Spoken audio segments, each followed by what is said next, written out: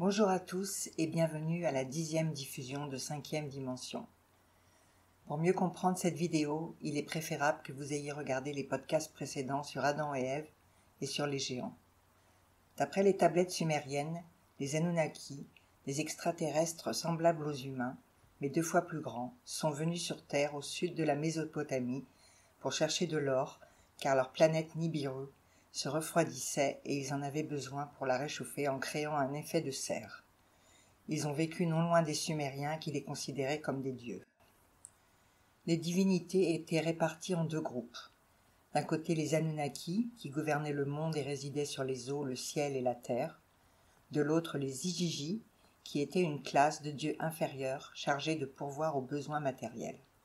Les décisions étaient prises par le conseil des Anunnaki, supervisé par Anu, le roi des dieux, puis plus tard par Enlil, son fils légitime, le frère d'Enki, dieu de l'eau et de la sagesse, que nous avons vu dans le jardin d'Éden dans la Genèse sumérienne.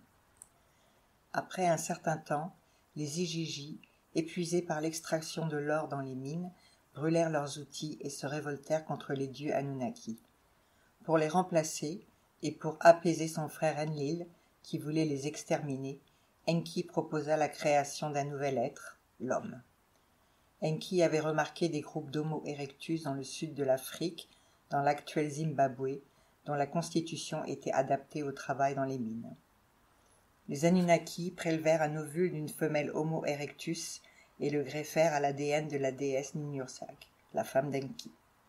De cette manipulation génétique naquit un hybride stérile mâle que les Anunnaki appelèrent Lulu.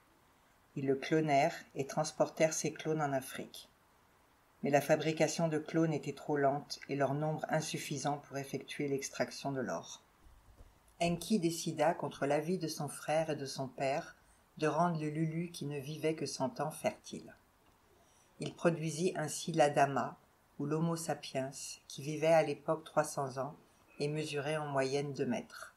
Les inoffensifs chasseurs-cueilleurs Homo erectus devinrent des chasseurs féroces, dangereux et nombreux.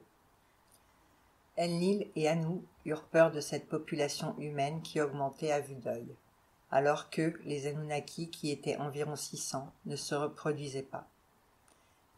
Ils voulurent donc les détruire et retourner à la fabrication des Lulus plus inoffensifs. Mais Enki et les scientifiques responsables de leur création n'étaient pas de cet avis. Enki était un dieu très bienveillant et très sage. Son programme était d'élever l'humanité et certains humains au même niveau que les dieux pour peupler la terre et y régner. Son demi-frère Enlil, très militariste et dirigiste, préférait garder l'humanité au même niveau que les esclaves. Enlil n'aimait pas la relation d'Enki avec l'humanité. Et ainsi, à travers les épopées babyloniennes, il y eut ces batailles continues entre ces 2 forces opposées. La relation entre Enki, son père Anu et son frère Enlil s'empire quand ils apprennent qu'Enki, séduit par les femmes humaines qu'il a lui-même créées, a engrossé 2 d'entre elles et qu'elles ont mis au monde des fils. Les Anunnaki ont aussi pour principe de ne pas mêler leur sang à d'autres races. Fou de rage, Enlil chasse les humains du jardin d'Éden. Voici un extrait de la Genèse 6 de l'Ancien Testament. Je cite. « Lorsque les hommes eurent commencé à se multiplier sur la face de la terre, et que des filles leur furent nées, les fils de Dieu virent que les filles des hommes étaient belles, et ils en prirent pour femmes parmi toutes celles qu'ils choisirent. Plus tard, Anu provoque le déluge pour éliminer les humains.